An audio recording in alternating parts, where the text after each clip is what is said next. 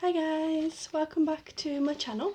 Today I'm coming on to share with you how I made some cluster embellishments. This is the page embellishment that I've created. So what I intend to do is just stick that with some glue onto this page. Now this is my small traveller's notebook lap book. So I've got a couple of previous videos on creating this, so if you're interested just check out my previous videos. But I'm just working through decorating the pages and I wanted to share with you how I made this cluster. I'm not sure what you would probably call this because it's got fabric, it's got papers on, an image. This image is from my vintage photos digital kit and I've just cut it down to suit, and then all I've done is I've sewn it with my sewing machine, but you don't need to use your sewing machine. You could just glue it all on if you don't have a sewing machine or you prefer not to. But I find that when I sewed it, it actually compressed it a little bit, so it's not too bulky anymore. But before I put it through the machine, it was quite lumpy and bumpy. You know, it flattens everything out putting it through the sewing machine. So I'm going to show you today how I constructed this. I'm going to do a similar one because in this lap book there's quite a few pages which I do need to fill, so I'm going to work through that. But I thought I'd put it on this page because it's a bit too heavily tea stained, that page. It's a, you know, a grungy style journal that I'm trying to make, but don't want it too grungy, so that's perfect to cover that. So I'm going to put the journal aside for now, but I will just leave that just there in frame so you can see it. I'm going to make a similar one, but what I might do is anything that laps over, I'll put it on the other side so I can, you know, choose. Now what I'm using as the back piece is just some music paper, and I'm just going to distress it with my Tim Holtz. This is just vintage photo.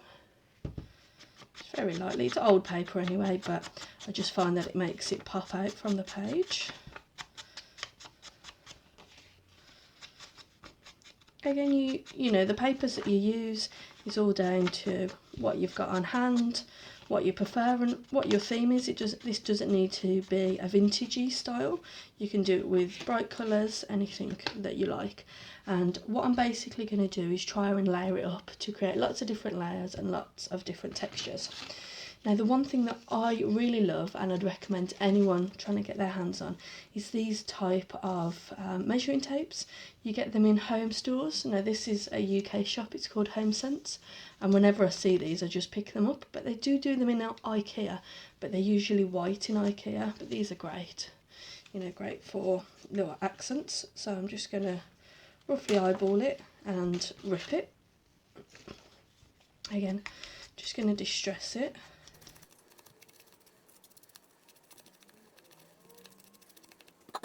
So I'll add that down, and I've then just gone through my stash and just had a look at what type of things I want to add. Now I like to add something to the background just in case you see too much of the music paper. So I bought this, I think it was on Etsy, and it's just like a roll of patterned paper washi tape type of thing, and I actually really like, so you have to peel off the back, but that's a really cool piece of paper to use as well, so I will use that later on, I think. And I'm just going to stick odd pieces here and there just in case they do show through.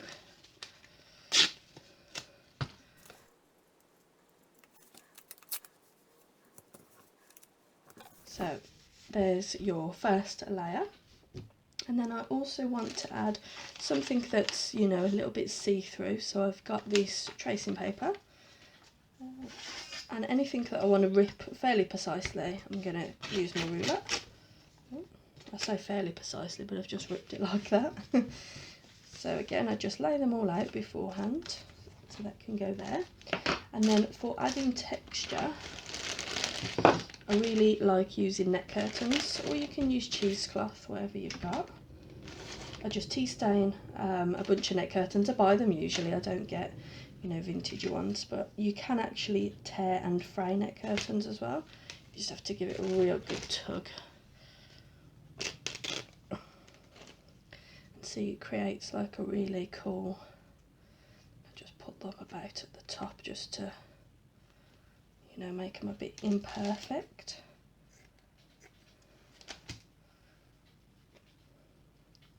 Now with this, you just want a bit peeping out here and there, so I really like that edge, so I'm going to have that edge. I said I was going to have more peeping out this side, didn't I, this time? So there. So, and then I like to add strips of fabric, but I might use a longer strip. I want a piece that's going to go the whole length.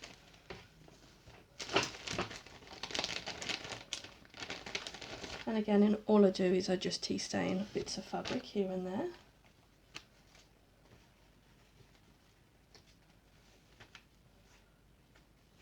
It's usually just any type of white cotton fabric that I can get my hands on. I'm going to cut it down a little bit, and again I just make a small incision, and that just enables me to start ripping. Usually might be need to be a bit bigger, so make a little incision there. Oh god.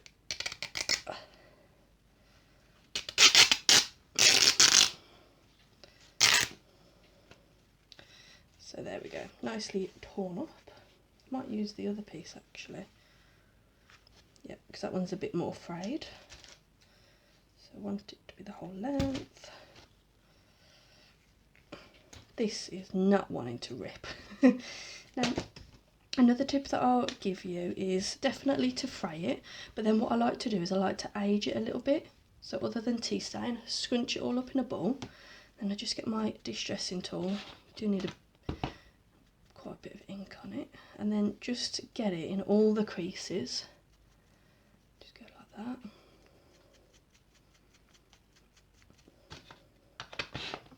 And when you open it up, it's tea stained in all the little creases. So if you think one area needs a bit more, crunch it up and add a bit more. Adds a lovely bit of texture, I think.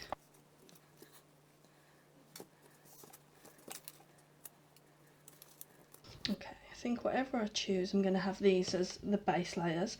I don't use much glue when I'm doing this if I'm going to use the sewing machine, but all I do is I just add little bits of glue just to hold it in place while I'm manoeuvring it about. Okay. I also want something a little bit darker, so I'm going to take some of these strips of paper that I pulled off the back of that tape.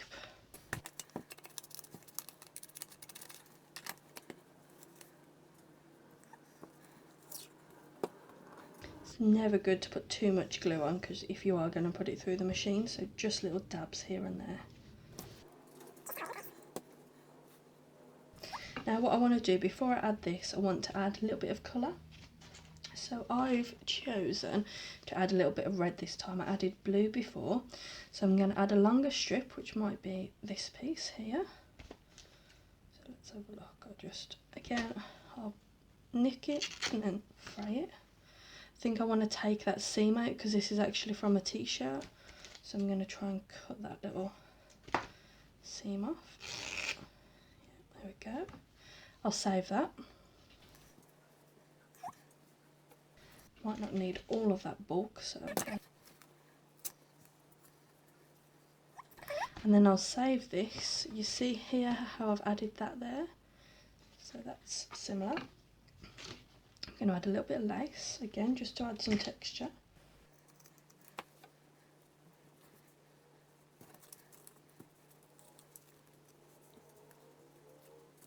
Now I've got it's quite heavy down the bottom here, so I think I need to add a little bit more interest on the top. So let me have a look. If you're ever unsure, just get your scraps of paper. So I keep this little basket all the time by the side when I'm crafting.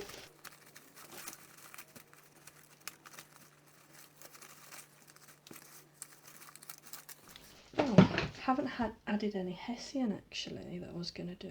But I don't think I'm going to do that. I'm going to add something like this.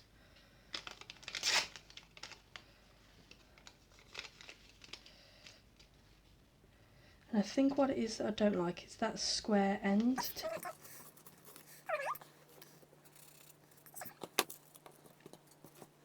And I think I'll add some lace again just to bring the lace up to the top as well.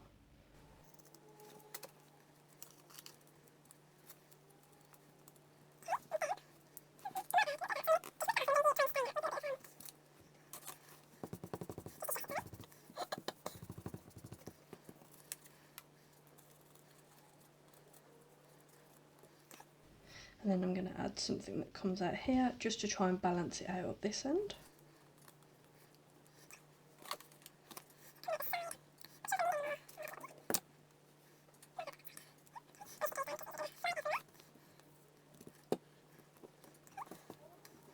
So now I think we need a little bit of different colour.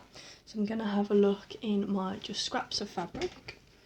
Have I got anything that's red maybe that matches a little bit? Not too heavily. Okay, so I've got this, which is a nice burnt colour. So again, all I'll do, maybe find like a crinkled piece. I think I'll have a bit off this end. That's a bit too big, I think, so I'll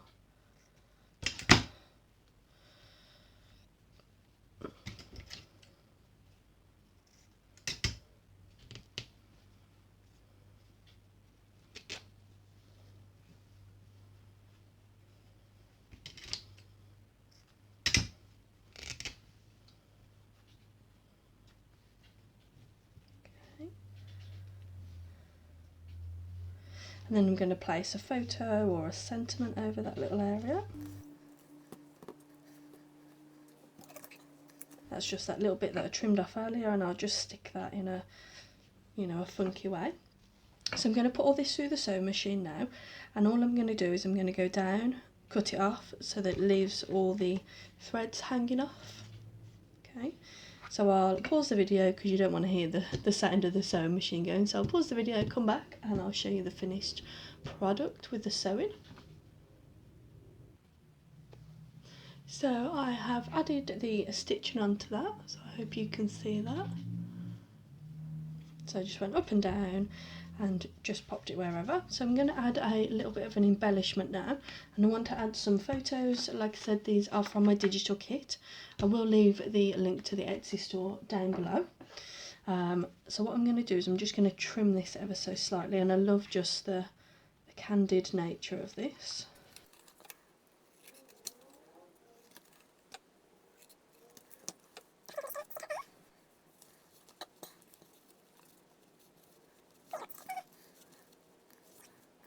What I'm going to do is, again, I'm just going to go around the edge with my sewing machine. I'm not going to do it neat because I really like the look of rough stitching. So I'll have a go at doing that and I'll come back.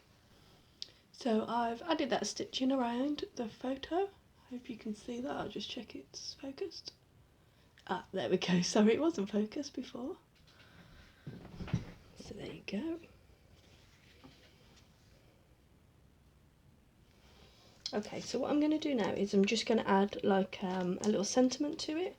I do feel it's a little bit bare down here, so I'm not sure whether I'll stick something a little bit lower maybe. I quite like the longer quotes for that. I don't think there's that many longer quotes in this one. I'm going to try these ones by Tim Holtz now.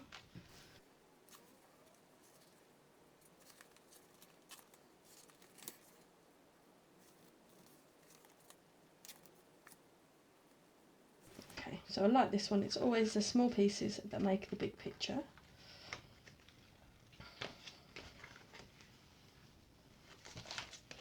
So what I'll do with this is just stick on this little bit of plastic, and I'm just going to grunge it up a little bit.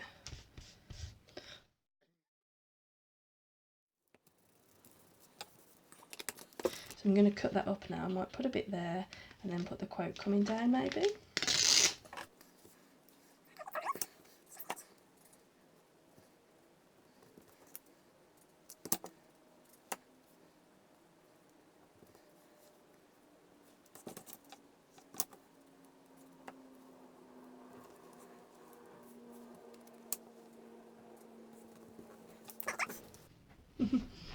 So I think that just adds a little bit extra to it now. I know they're a bit wonky, I think.